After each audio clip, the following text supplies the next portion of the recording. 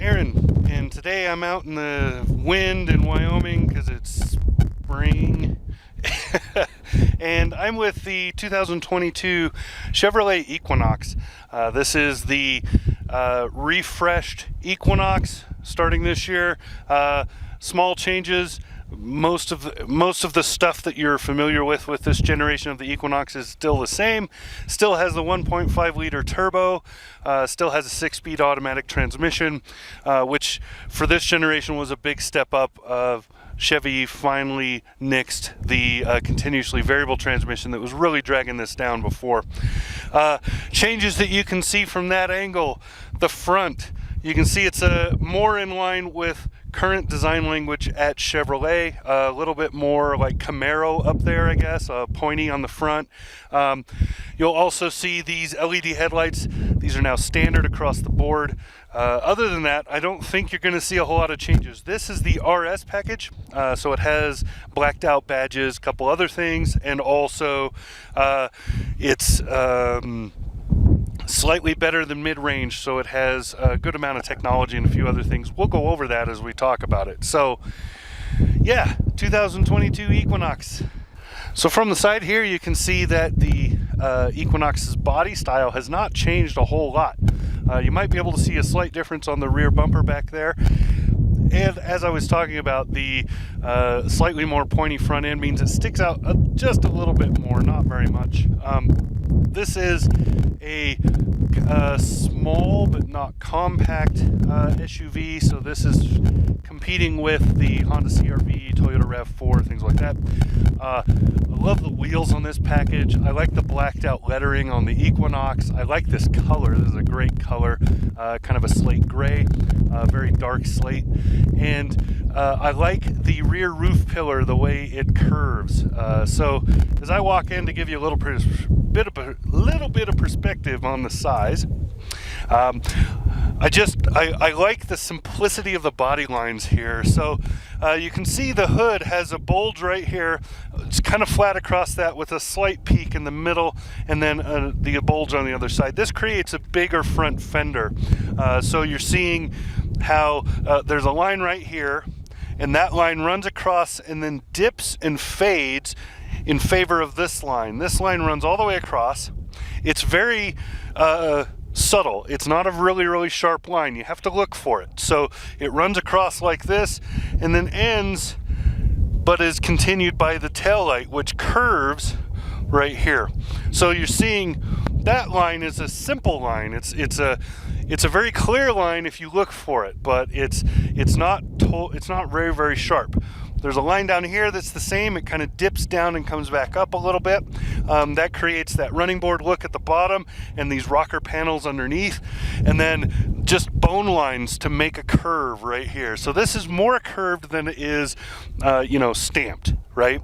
So really pretty setup there. That's a really kind of a classy look. And then you can see this runs along here, comes up the pillar, and creates that. And it runs, and this is what I was talking about. I love this because it's a curve down instead of, just a flat piece like that or a blank out like some of the others doing. And that allows this kind of curved glass look happening back here. So you can see how this piece of glass, this edge piece, and then the back glass here, they all kind of come together to make sort of a curved rear glass. One of the things that's included on this that you can probably see from there, these are functional roof rails. That is an upgrade option. This does not have a tow package, but you can tow very light loads with it. I think it's rated at 3,500 pounds. I'll double check that and put it on the screen somewhere. But I love the wheels and the overall look. It's just really classy. So let's get back here and look at the working end, and then we'll get inside and check that out. So back here on the rear end, there were a few changes for this model year. So what you're seeing here is, you'll see it's slightly sharper here and here, just a little bit of that, kind of mimic what's happening up front. And LED lighting now standard.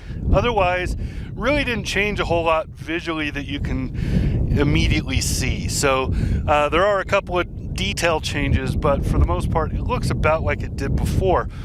The inside is a really good size. A lot of people like to poo-poo. They say there isn't enough cargo space here.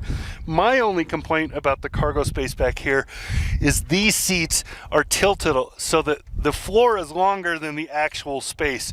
So the actual space is about like this, and you have almost a foot between where these are and where the bottoms are. So if you have flat items or groceries or something like that, plenty of space back here.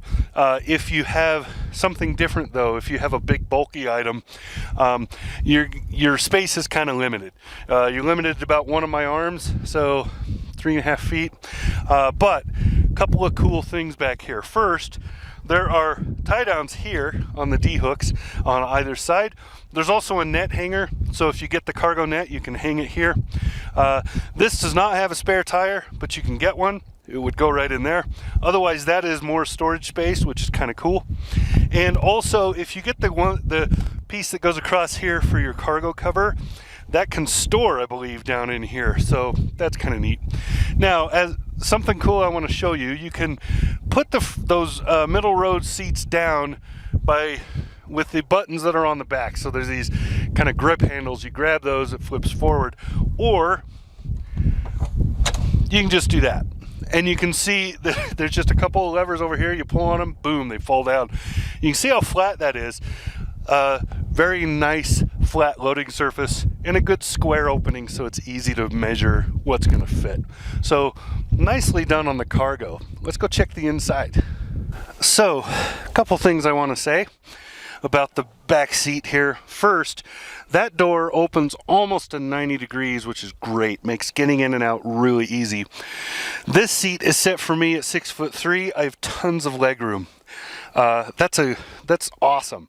Also, this does not have a sunroof in it, but even if it did, I would still have tons of headroom because I have about 2 inches up here.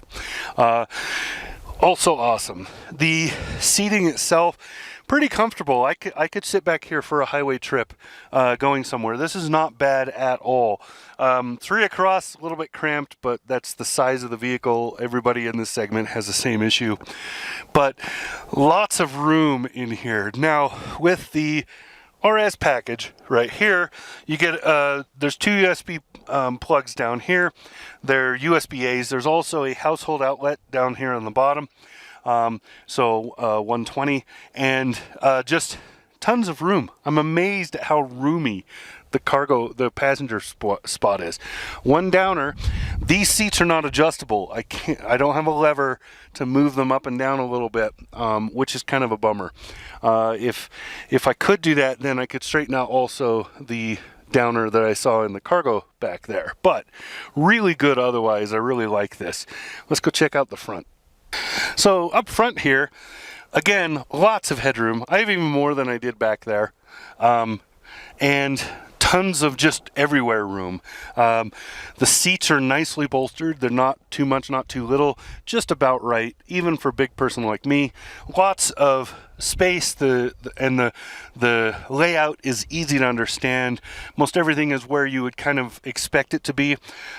Chevy does have a thing where you have some infotainment controls built into the steering wheel on the back.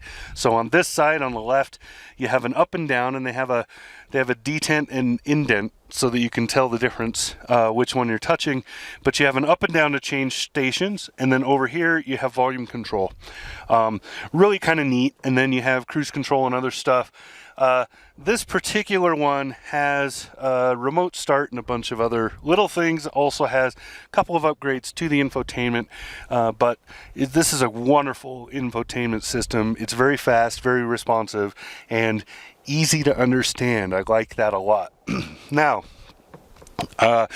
you have your deck opening over there, and like all General Motors vehicles, you have a selector on it, so you can turn it off so it won't electronically open. You can put it to 3/4 so it opens to about even with the roof, and you can put it on max, which lets it open all the way.